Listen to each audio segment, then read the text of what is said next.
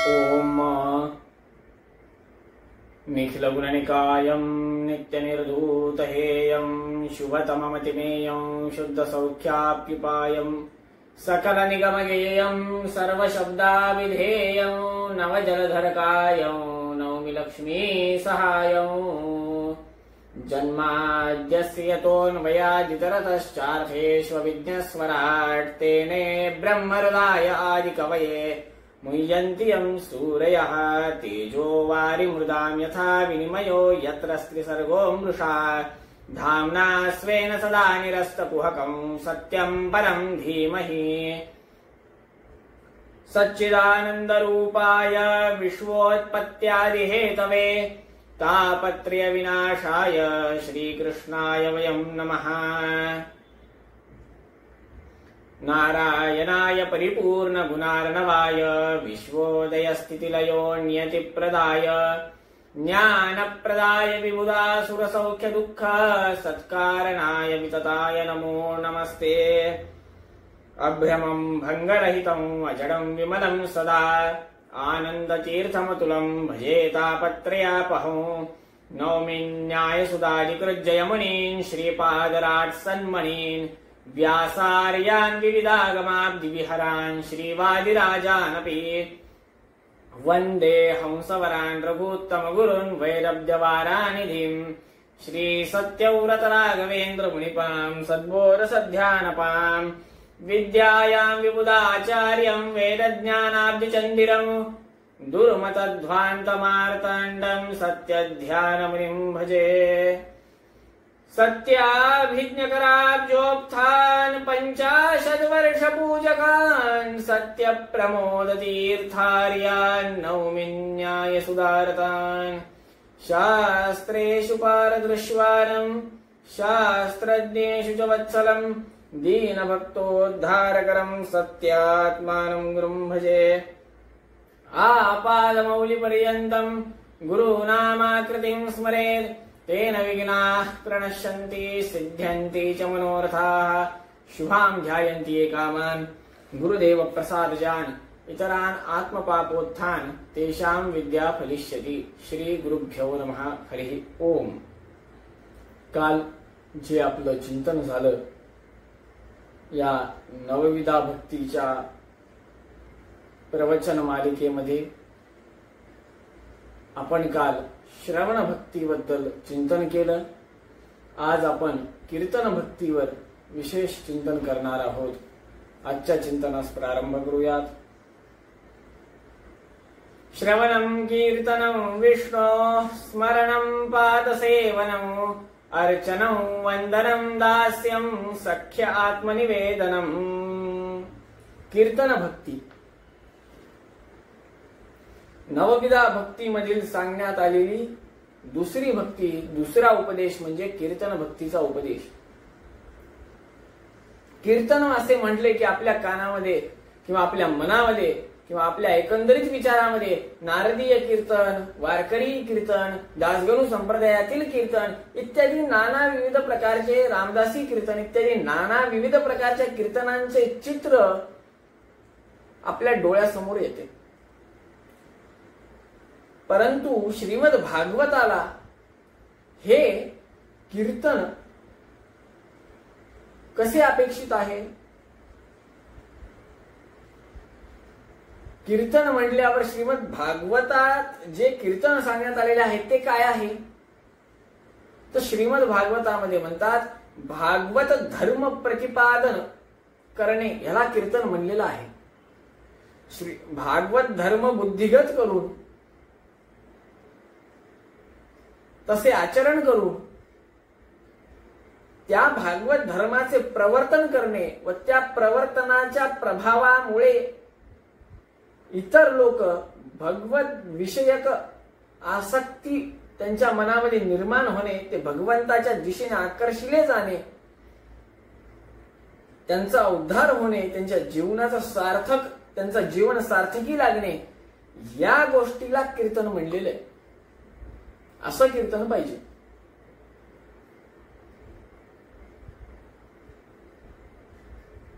अशा या भगवत विषयक ज्ञानाच्या प्रवर्तनाला कीर्तन म्हणता येईल. अनेक देवता या पृथ्वी तलावर भगवंताचे भगवत विषयक ज्ञान जाणून घेण्यासाठी अवतरित होतात. साक्षात वेदव्यास रूपी परमात्मा या पृथ्वी तलावर आले व त्यांनी आपल्या सर्वांवर अनुग्रह केला. काय झालं होतं? सर्वत्र कली व्याप्त झाला होता. वेदांमध्ये, शास्त्रांमध्ये सर्वत्र कली व्याप्त झाला होता. तेव्हा सर्वजण प्रार्थना करतात, ऋते भवंतम निहितम निहंता त्वमेक एवाखिल शक्तिपूर्णः ततो भवंतम शरणं गता वयं तमो निहत्ये निजबोध विग्रहम्. भगवंता, सर्वत्र कली व्याप्त झाला आहे हो.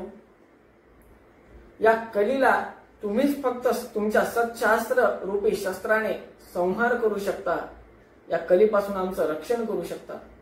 त्राहिमाम स्वामी त्राहिमाम, दयानिधे दयानिधे दयानिधे दयानिधे, नमो नमो नमो नमो नमो नमो नमो नमः. सर्व देवता गण प्रार्थना करतात. तेव्हा भगवंत वेदव्यास रूपाने अवतरित होतात. 28व्या युगामध्ये वेदव्यास रूपी परमात्मा साक्षात श्री हरिनारायण वेदव्यास रूपाने अवतरित होतात. प्रमाण काय की वेदव्यास रूपी परमात्मा आहे, मुनी नाहीत. खूप जण वेदव्यासांना मुनी मानतात, खूप जण ऋषी मानतात. तर हे मुनी आणि ऋषी नाहीयेत, हे साक्षात भगवंत आहेत. ह्याला प्रमाण आहे तृतीये सप्तमे चैव षोडशे पंचविंशके अष्टाविंशतितमे कृष्णे सत्यवत्यामजायत. तृतीये तिसऱ्या महायुगामध्ये, सप्तमे 7व्या महायुगामध्ये, षोडशे 16व्या महायुगामध्ये, पंचविंशके 25व्या महायुगामध्ये, अष्टाविंशतितमे कृष्णे 28व्या महायुगामध्ये सत्यवत्यामजायत. सत्यवतीच्या पोटी साक्षात भगवंत प्रादुर्भूत होतात. तेच वेदव्यास रूपी परमात्मा. म्हणून इकडे आपण म्हणतो महाराष्ट्रामध्ये युगे 28 विटेवारी उभा. 28व्या युगामध्ये भगवंत विटेवर उभा, 28 युगांपासून उभा. आपलं सौभाग्य आहे 28वं महायुग चालू असतानाच भगवंताने द्वापर युगाच्या शेवटी द्वापरेथ युगे प्राप्ते त्वष्टाविंशतिमे पुनः. द्वापर युगाच्या शेवटी भगवंतानं साक्षात वेदव्यास रूपी अवतार धारण केला व सर्वत्र जे कली व्याप्त होता त्या कलीचा पराभव केला, त्याचा वध केला असं म्हणायला अडचण नाही, हरकत नाही. 4 वेद, वेदाचे 4 भाग केले, अनेक ग्रंथांची निर्मिती केली, पुराणे निर्माण केले, महाभारत निर्माण केलं, त्याचे उपदेश केले. ते उपदेश ग्रहण करण्यासाठी, तो उपदेश रूपी आशीर्वाद प्रसाद घेण्यासाठी साक्षात देवता लोक अवतरित झाले. साक्षात भगवंताचे पुत्र रूपाने, शुकाचार्यांच्या रूपाने साक्षात अहंकारी तत्वाचे अभिमानी देवता साक्षात महारुद्रदेव महादेव हे शुक्राचार्य रूपाने अवतरित झाले. याबद्दल सविस्तृत सांगतात की देवता लोक देखील भगवंताचा प्रसाद ग्रहण करण्यासाठी, ज्ञानरूपी प्रसाद ग्रहण करण्यासाठी या पृथ्वी तलावर आले होते. याच्याबद्दल श्रीमद जगद्गुरु मध्वाचार्यजी फार सविस्तृत पद्धतीनं मध्वाचार्य महाराज त्यांच्या महाभारत तात्पर्य निर्णय नावाच्या ग्रंथामध्ये 10व्या अध्यायामध्ये 74व्या श्लोकामध्ये सांगतात, शेषोत पैलम मुनिमाविशत्तदा विषम सुमंतुम मपि वारुणी मुनिम ब्रह्मांड विशत्तमुत वैशंपायनम शक्रश्च जैमिनी मथा विशत प्रभु. कोणी कोणी काय काय अध्ययन केलं या संदर्भात सांगतात. कोणते कोणते ऋषी, कोणते कोणते देवता होते, कोणत्या कोणत्या देवतांनी कोणत्या कोणत्या ऋषींचा अवतार धारण केलं व काय काय ज्ञान प्राप्ती करून घेतली वेदव्यास रूपी परमात्म्याकडे याबद्दल चिंतन करताना म्हणतात, शेषदेव यांनी पहिलं ऋषींचं रूप धारण केलं व ऋग्वेद अध्ययन केलं. इंद्रदेव यांनी वैशंपायन ऋषींचा अवतार धारण केला व कृष्ण यजुर्वेद अध्ययन केला. चतुर्मुख ब्रह्मदेवाने जैमिनी ऋषींचा अवतार धारण केला व सामवेदाचं अध्ययन केलं. गरुड देवाने सुमंतू ऋषींचा अवतार धारण करून अथर्ववेद अध्ययन केले. अथर्ववेद हे अध्ययन केले म्हणण्यापेक्षा तो अनुग्रह, तो प्रसाद स्वीकार केला. वेदव्यासांजवळ जाऊन अध्ययन केले. नारद मुनींनी वेदशास्त्र पुराण यांचा उपदेश घेतला. रोमहर्ष यांनी मूल रामायण, पुराण व महाभारत यांचा उपदेश घेतला. कामदेव अर्थात रोमहर्ष, त्या रोमहर्षांनी मूल रामायण, पुराण, महाभारतांचा उपदेश घेतला. सनक सनंदन सनातन सनत कुमार यांनी योग प्रवर्तन केले, त्यांनी योगाचं अध्ययन केले. भृगवादी ऋषी यांनी कर्मयोग प्रवर्तन केले. महारुद्र साक्षात शुकाचार्य महाराज यांनी भागवतादी, पुराण, महाभारत यांचे प्रवर्तन केले. याच्यातून आपल्याला कळते की हे कीर्तन केलेले आहे. यांनी प्रवर्तन म्हणजे काय तर भगवंताचा महिमा सर्वत्र पसरविला आहे, सांगितला आहे, कीर्तन केला आहे. हा कीर्तनाचा महिमा आहे. साक्षात देवता देखील या भगवंताद्वारे प्रतिपादित झालेल्या ज्ञानाचा, सच्शास्त्राचा आस्वाद घेण्यासाठी, मोक्षाला जाण्यासाठी देवता देखील अवतार धारण करून येतात. व अवतार नुसतं धारण करून येत नाहीत, तर अवतार धारण करून आल्यानंतर भगवंताजवळ जाऊन अध्ययन करतात व त्याचं प्रवर्तन करतात.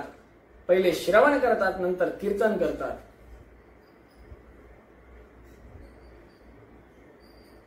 याच्यातून कळतं की भगवत विषयक ज्ञान घेण्यासाठी देवता देखील व्याकुळ असतात व स्वतः देवता भगवंताचं, भगवत विषयक ज्ञानाचं प्रवर्तन करतात, प्रचार प्रसार करतात. ज्या परीक्षित राजाला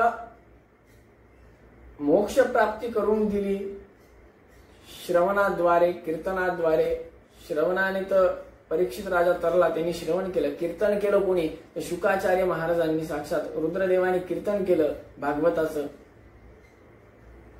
कथा सांगितली.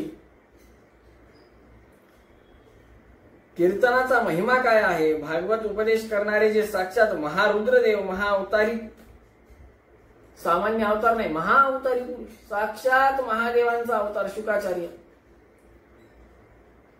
म्हणून तर म्हणले की कीर्तनाचा महिमा काय आहे? अश्वमेध सहस्राणि वाजपेय शतानि च शुकशास्त्रम कथा याश्च कलाम नार्हन्ति षोडशम. श्रीमद भागवत महात्म्यामध्ये तिसऱ्या अध्यायामध्ये 30वा श्लोक येतो. न गंगा न गया काशी पुष्करम न प्रयागकम शुक्रशास्त्रम कथा याश्च फलेन समतां नयेत. हजारो अश्वमेध यज्ञ करा, हजारो, शेकडो वाजपेयी यज्ञ करा. शुकशास्त्राचा 16व्या भागाचीही तुलना ते करू शकत नाही. एका पारड्यामध्ये सर्व कर्मकांड करून ठेवलेलं पुण्य ठेवा. एका पारड्यामध्ये फक्त भगवंत विषयक ज्ञान ठेवा, सच्शास्त्राचं ज्ञान ठेवा. एका पारड्यामध्ये तुम्ही गया, काशी, पुष्कर, प्रयाग इत्यादी तीर्थक्षेत्रांवर जाऊन केलेलं कर्म, तपश्चर्या, त्याचं दर्शन, त्याचं फळ ठेवा. एकीकडे भगवत ज्ञान घेतल्याचं फळ ठेवा. शुकशास्त्राची तुलना हे सर्वत्र संचार करून आलेलं किंवा सर्वत्र कर्मकांड करून आलेलं किंवा पूजा इत्यादी केलेलं जे पारड आहे ते करू शकत नाही. एवढं जड पारड सच्शास्त्राचं आहे. भगवंत विषयक ज्ञान घेणे सर्वात महत्वाचे आहे.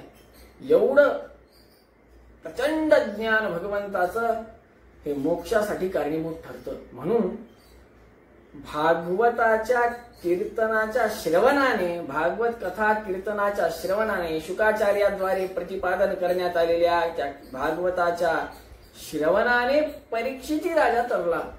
म्हणजे ते एक कीर्तन जे शुकाचार्यांनी केलं त्यातून परीक्षिती तरला हा कीर्तनाचा महिमा आहे. म्हणून तर संत एकनाथ महाराज त्यांच्या गाथेमध्ये वर्णन करतात. नवविधा भक्तीच्या प्रकरणामध्ये श्री शुक आपण करुणी कीर्तन उद्धरीला जाण परीक्षिती.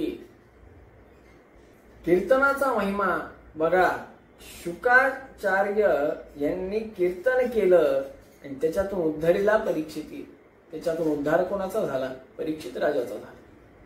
एवढंच नव्हे, परत सप्तम स्कंदामध्ये आपण प्रवेश करू. सप्तम स्कंदाचा अध्ययन करताना कळून येतं भक्त राजाने फक्त आणि फक्त कीर्तनाचा मार्ग अवलंबिला. त्या कीर्तनाच्या मार्गावर चालले व भगवंताची प्राप्ती करून घेतली. हरिनाम घोषे गरजे तो प्रल्हाद स्वानंदे प्रबोध झाला त्यासी. एकनाथी गाथेमध्ये एकनाथ महाराज म्हणतात हरिनाम घोषे गरजे तो प्रल्हाद. सतत भगवंताचं नामसंकीर्तन, सातत्यानं भगवंताचं नामसंकीर्तन करणे, याचं फळ काय भेटलं? पुढे म्हणतात स्तंभी अवतार हरी प्रगटला दैत्य विदारिला तया लागी. साक्षात भगवंत प्रत्यक्ष झाले. सत्यम विधातुम निज भृत्य भाषितम व्याक्तिं च भूतेषु अखिलेषु चात्मनः अदृश्यताम अद्भुत रूपमुद्वहं स्तंभे सभायां न मृगम न मानुषम. साक्षात भगवंत नरसिंह रूपाने प्रकट झाले. भगवंताच्या परिपूर्ण अनुग्रहास जर का प्राप्त व्हायचा असेल तर फक्त आणि फक्त नामसंकीर्तन हा एकमेव उपाय आहे. दुसरा उपाय नाही. आपण ज्या राज्यात राहतो ते राज्य महाराष्ट्र महासंतांचं राज्य आहे. या राज्यामध्ये दर 10 कोसावर एक संत झालेले आहेत.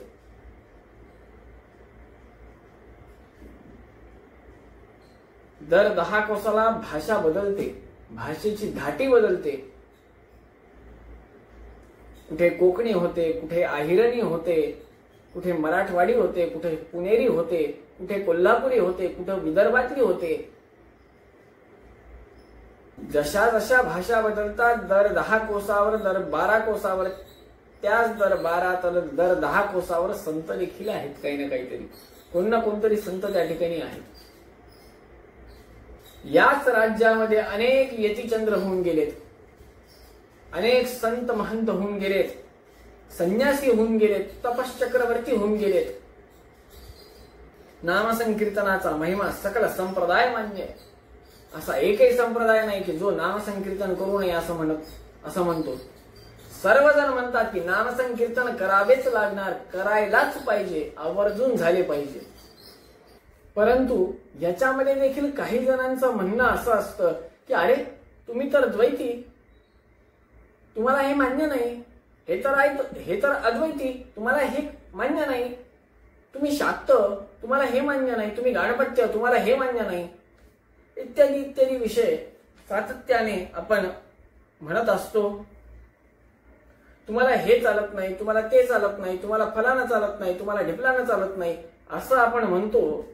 व असं म्हणत असतानाच आपण नामसंकीर्तनाकडे दुर्लक्ष करतो व भेदाभेद जास्त करतो. शास्त्रार्थ चालू असल्यास भेदाभेद करा, काही अडचण नाहीये. पण नामसंकीर्तनाला भेद नाहीये. भगवंताचा रामकृष्ण हरी रामकृष्ण हरी रामकृष्ण हरी, जय जय रामकृष्ण हरी, श्रीराम जय राम जय जय राम, श्रीकृष्ण गोविंद हरे मुरारे, हे नाथ नारायण वासुदेव इत्यादी नामसंकीर्तन करायला कुठल्या एका संप्रदायाची मर्यादा विशिष्ट असं काही नाहीये. नामसंकीर्तन सर्वांसाठी खुलं आहे.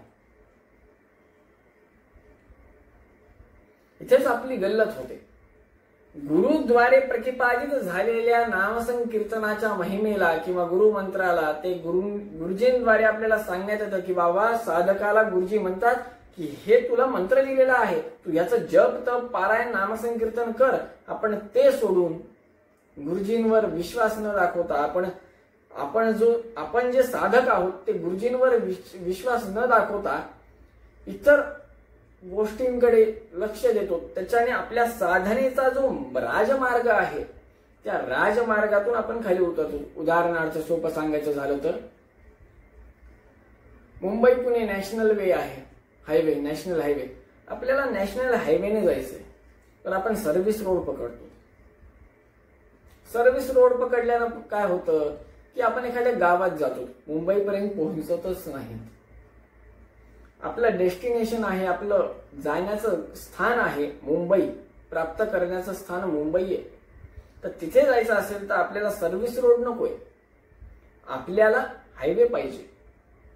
हायवे पाहिजे असेल तर आपल्याला आपल्या गुरूंनी जो मार्ग दाखवलाय, जो राजमार्ग दाखवलाय, त्याच राजमार्गावर जायला पाहिजे, दुसऱ्या मार्गाने जाऊ नये.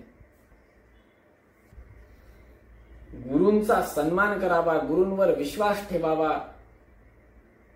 गुरुप्रसादो बलवान न तेषां बलवत्तरम. गुरूंच्या प्रसादानेच बलवान होतो.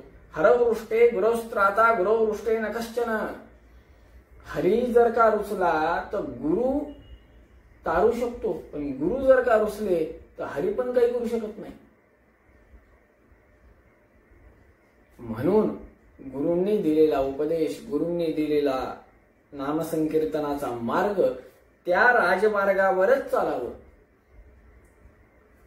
इतर गुरूंना वंदन करावं, इतर गुरूंचा सन्मान, मान सन्मान त्याच्या योग्यतेनुसार करावा. परंतु स्व संप्रदायाच्या मतानुसार आपल्या गुरूंनी ज्या संप्रदायामध्ये आपल्याला प्रवेश करविला आहे त्या संप्रदायाच्या नियमानुसार, गुरुजींनी दिलेल्या उपदेशाच्या नियमानुसार आपण आपलं कार्य, आपलं राजमार्ग सोडू नये. त्या राजमार्गावर तंतोतंत चालावं. व चालत असताना स्वगुरु परंपरेचा मान सन्मान, रक्षण व इतर संप्रदायांच्या गुरूंचा सन्मान इत्यादी अवश्य केलं पाहिजे. स्वमताचं संरक्षण, परमताचं आदर हाच सनातन धर्म आहे. कीर्तन भक्तीचा महिमा सर्व संप्रदाय मान्य आहे. समर्थ रामदास स्वामी महाराज नवविधा भक्ती या विषयावर त्यांच्या दासबोध या नावाच्या ग्रंथामध्ये वर्णन करताना 4थ्या दशकामध्ये म्हणतात, ब्राह्मण्य रक्षावे आदरे, उपासनेची भजनाद्वारे, गुरु परंपरा निर्धारे, चळोचने दावी. कशी करावी उपासना, कसं रक्षण करावं ब्राह्मण्याचं, याबद्दल ते वर्णन करतात. कीर्तन महिमा काय आहे याच्याबद्दल सांगतात. सूर्यांतर्गत गायत्री परमात्म्याची उपासना करावी, सवितृ नामक परमात्म्याची उपासना करावी. ब्राह्मण्याचे रक्षण करावे. कसे करावे? स्नान, संध्या, गायत्री, ब्रह्मयज्ञ, स्वाध्याय या 5 गोष्टी आहेत. सूर्यांतर्गत सवितृ नामक परमात्म्याची उपासना करावी. अग्नि उपासना ते ब्रह्मयज्ञ आहे, वैश्वदेव आहे, अग्निकार्य आहे, अग्निहोत्र आहे. स्वाध्याय देखील एक यज्ञच आहे. कुलदेवता पूजन व गुरुपूजन नित्य करावे. नंतर समर्थ म्हणतात, भजनाद्वारे आधी ही उपासना करावी. हे सर्व पूर्णत्वास नेण्यासाठी शेवटी नामसंकीर्तन भजन करावं. गुरुपरंपरेची आज्ञा, दीक्षेची गरिमा राखावी. सांप्रदायिक निर्धार जो आहे त्यानुसार उपासना करावी. या ठिकाणी समर्थ खूप सुंदर म्हणतात. रामदास स्वामी महाराज या ठिकाणी खूप सुंदर सांगतात, बहुत करावे पाठांतर, कंठी धरावे ग्रंथांतर, भगवत कथा निरंतर करीत जावी. पाठांतर प्रचंड पाहिजे. भगवंताच्या विषयी जे सत्शास्त्र आहे, कथा आहेत, नामसंकीर्तनाचे जे काही महिमे आहेत ते कंठस्थ व्हायला पाहिजेत. आपल्याला बुद्धिगत व्हायला पाहिजेत. उगी रेटाळवणी कथा ऐकत चाललोय असं काही नसू नये. ते ज्ञान आपल्या हृदयामध्ये ठसलं पाहिजे. मुद्रा हृदयी ठसावी. भगवंताचं ज्ञान हृदयावर काळजावर ठसलं गेलं पाहिजे. ते बुद्धिगत व्हायला पाहिजे आणि ते ज्ञान बुद्धिगत झाल्यानंतर ते प्रवर्तन व्हायला पाहिजे. भगवंतास कीर्तन प्रिये कीर्तने समाधान होये बहुत जनांसी उपाये हरि कीर्तन कलियुगी. बघा, भगवत ज्ञानाची जोड जेव्हा भगवत कथेस लागते तेव्हा कीर्तन फळीत होतं. नुसतं मी कीर्तन करतोय, नामस्मरण करतोय, मी म्हणतोय गोविंद गोविंद गोविंद, अच्युत अच्युत अच्युत अच्युत, नारायण नारायण नारायण नारायण, नरसिंह नरसिंह नरसिंह नरसिंह.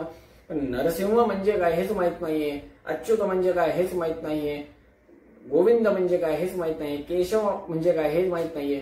राम राम राम राम राम राम राम राम राम राम म्हणतोय, पण ते राम राम राम राम आहे काय, ते श्रीराम किंवा राम याचा अर्थ काय हेच माहित नसेल तर फळ कसं प्राप्त होणार. म्हणून म्हणतात की सच्शास्त्र रूपी भगवत ज्ञान अधिक भगवत कथा बरोबर कीर्तन सिद्ध होणे, कीर्तन फलतृप्त होणे, फळ प्राप्ती करून देणे कीर्तनाद्वारे. भगवंतास कीर्तन प्रिय आहे. कीर्तने समाधान होये बहुत धनांसी उपाय हरिकीर्तन कलियुगी. कुठल्याही प्रश्नाची उत्तरे आपल्याला नामसंकीर्तनात सापडतात, शास्त्रात आढळतात. म्हणून कलियुगामध्ये भगवत प्राप्तीसाठी नामसंकीर्तन हा मार्ग सांगण्यात आलेला आहे. कीर्तनासंदर्भात कीर्तनाचे फळ काय आहे या संदर्भात समर्थ रामदास स्वामी खूप सुंदर म्हणतात. कीर्तने महादोष जाती कीर्तने होय उत्तम गती कीर्तने भगवत प्राप्ती यदर्थी संदेहे नाही. कीर्तनाने महादोषाचा नाश होतो. अजामेळ तरले सगळ्यात मोठं प्रमाण आहे. अजामेळ तरले ना कीर्तनाने. नारायण नारायण नारायण नारायण नारायण. कीर्तने होय उत्तम गती. परीक्षिती राजा कीर्तनाने तरला. भागवताच्या कीर्तनाने शुकाचार्याने जे भागवताचं कीर्तन केलं, प्रतिपादन केलं, ते श्रवण केल्याने परीक्षिती राजा तरला. कीर्तने होय उत्तम गती परीक्षिती राजा तरला. कीर्तने भगवत प्राप्ती कीर्तनाने भगवंताची प्राप्ती होते याविषयी यदर्थी संदेह नाही. प्रल्हाद राजा साक्षात नामसंकीर्तन कीर्तने भगवत प्राप्ती. नरसिंह भगवंत कडकडले स्तंभ, साक्षात नरसिंह भगवंत प्रगट झाले. याबद्दल माऊली खूप सुंदर म्हणतात. किंबहुना तुमचे केले यत्र योगेश्वर कृष्णो यत्र पार्थो धनुर्धरा तत्र श्री विजयो भूतिर ध्रुवार नीतिर मतिर मम. या संदर्भात किंबहुना तुमचे केले धर्म कीर्तन हे सिद्धीस नेले येथ माझे जी उरले पायिकपण. माऊलींनी या संदर्भात म्हणताना कीर्तन असं नाही म्हणले, धर्म कीर्तन केले किंवा धर्म कीर्तन हे सिद्धीस नेले असं म्हणलेलं आहे. माऊली कीर्तन भक्ती केवळ कीर्तन नाही म्हणत तर धर्म कीर्तन म्हणतात. भक्ती तीच जी धर्माचरणाद्वारे होते, जी धर्मानुसार होते तीच भक्ती आहे. अधर्मानुसार करणारी भक्ती भक्ती नाही. भक्तीचे 3 प्रकार, सात्विक, राजसिक, तामसिक. आपण सात्विक भक्ती करावी. धर्म सांगतो सदैव सत्शास्त्र, वेद, उपनिषद, पुराण हे श्रवण करा, कीर्तन करा. श्रवण करून बुद्धिगत करून नंतर कीर्तन करा. म्हणून तर माऊलींनी या ठिकाणी धर्म कीर्तन असे वर्णन केलेले आहे. श्रीमद जगद्गुरु मध्वाचार्य मूल महासंस्थान श्रीमद उत्तरादी मठातील मठाधिपती हे नित्य सत्शास्त्राचं कीर्तन प्रवर्तन करतात, त्याखेरीज ते जलपानही करत नाहीत. हा महिमा आहे.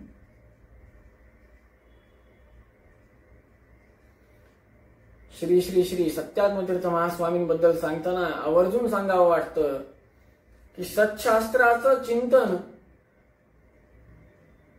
प्रचंड चिंतन, स्वाध्यायामध्ये रत असणं आणि पाठप्रवचनामध्ये रत राहणं हेच त्यांचं कर्म आहे.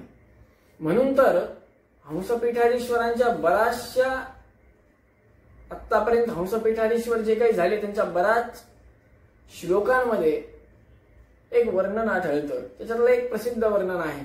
सदा मारुत सच्छास्त्र पाठ प्रवचने रतम विद्वन निर्माण कर्तारम सत्य ज्ञानमहं भजे. सदा मारुत सच्छास्त्र पाठ प्रवचने रतम, सदैव पाठ प्रवचनामध्ये आसक्त, कीर्तनामध्ये हरिकीर्तनामध्ये आसक्त, विद्वानांना निर्माण करणारे कीर्तनाद्वारे असे ते सत्यज्ञानमहं भजे. अशा सत्यज्ञान तीर्थ महास्वामींना मी वंदन करतो. अजून एक सांगतो, सत्यप्रमोद तीर्थ महास्वामींबद्दल येतं.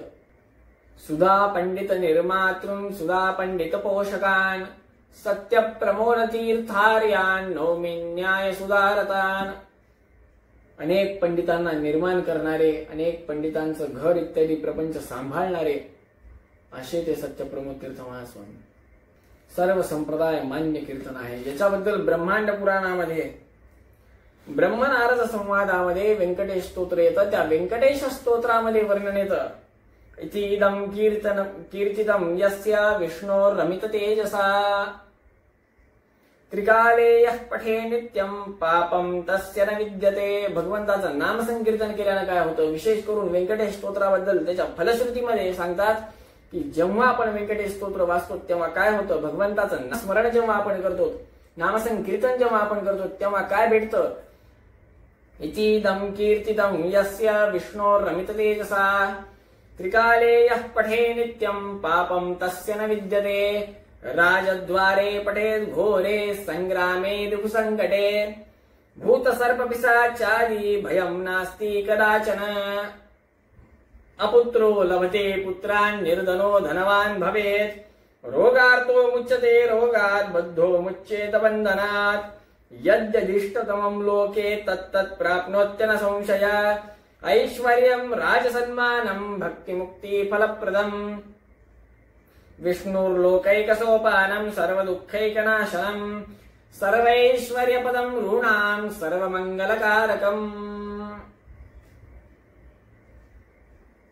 नामसंकीर्तन, नामस्मरण सतत केल्याने काय होतं? पाप नाहीसं होतं. राजद्वारे किंवा रणांगणामध्ये, युद्धामध्ये, युद्ध प्रसंगामध्ये, संकटामध्ये भूतबाधा किंवा सर्पदंशबाधा इत्यादीचे भय राहत नाही. पुत्रप्राप्ती होते, धनप्राप्ती होते, आरोग्य प्राप्ती होते. बंधनातून, तंत्र मंत्र यंत्राच्या बंधनातून आपण मुक्त होतो. जे जे इष्ट मनोवांछित कामना आहे ती सर्व पूर्ती होते. प्रचंड ऐश्वर्य प्राप्त होतं, राजभोग प्राप्त होतं, विशेष करून ज्ञान भक्ती वैराग्य प्राप्त होतं. सर्व सर्व सर्व दुःखातून मुक्ती प्राप्त होते. सर्व दुःखांचा नाश होतो. प्रचंड ऐश्वर्य व भगवंताचा परिपूर्ण अनुग्रह प्राप्त होतो नामसंकीर्तनाने.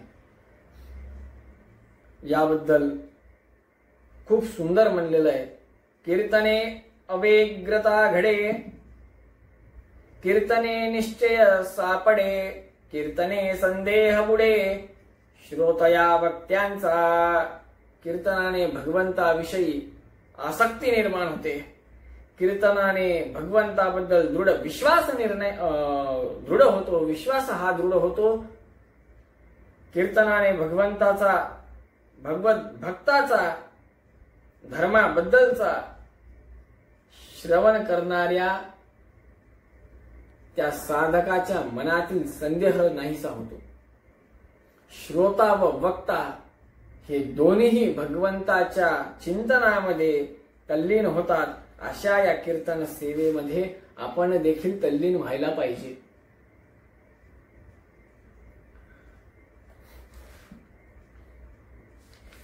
कीर्तनाचा महिमा प्रचंड आगाध आहे. वेळ कमी पडेल सांगायला. नामसंकीर्तन आपण सतत केलं पाहिजे. त्यातूनच आपल्याला सद्गती आहे.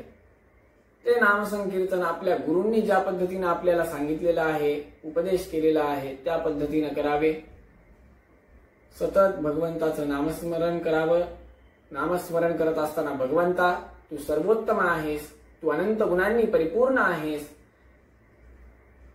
मी तुमच्या दासाचाही दास आहे. दासोहम तव दासोहम. अनेक संत होऊन गेले. पुरंदरदास, विठ्ठलदास, जगन्नाथदास इत्यादी दक्षिण भारतात संत होऊन गेले. आपल्याकडे बघायला गेलं तर अनेक संत होऊन गेले. समर्थ रामदास स्वामी महाराज होऊन गेले, एकनाथ महाराज होऊन गेले, माऊली होऊन गेले, साक्षात ज्ञानेश्वर महाराज ज्यांना आपण म्हणतो ते होऊन गेले, तुकाराम महाराज होऊन गेले, अनेक संत महंत होऊन गेले. याची चंद्रांची जर का आपण गोष्ट केली तर श्री श्री श्री सत्यव्रत तीर्थ महास्वामी, सत्य ध्यान तीर्थ महास्वामी इत्यादी अनेक जण होऊन गेले. आपण सर्वजणांनी आपापल्या गुरूंच्या उपदेशानुसार भगवंताचं नामसंकीर्तन करावं, सदैव नामस्मरण करावं. भगवंत सर्वोत्तम आहे, मी त्या भगवंताच्या दासाचाही दास आहे, अशी मनामध्ये चिंतन करावं. असं चिंतन करत, असं अनुसंधान करत भगवंताचं नामस्मरण करावं. गुरु आज्ञेनुसार भगवंताचं स्मरण इत्यादी करत भगवंताच्या अनुग्रहास प्राप्त व्हावं, हीच भगवंताच्या चरणी प्रार्थना. श्रीकृष्णार्पणमस्तु.